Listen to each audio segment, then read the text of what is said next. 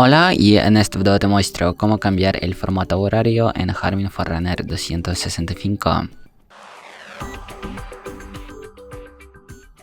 Pues bueno, para cambiar el formato horario en ese reloj, primero enciendes el reloj con ese botón, luego pulsamos ese botón que está más a izquierda por el medio y ahora desplazamos hasta el final, hasta que aparezca sistema.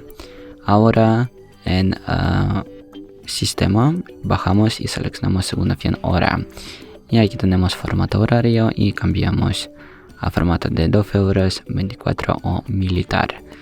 Podemos, por ejemplo, a 24 porque es más sencillo y ya está. Y bueno, si os gusta el vídeo, si esta información ha sido útil para ti, deja un me gusta y no olvides a suscribirse al canal. Hasta luego.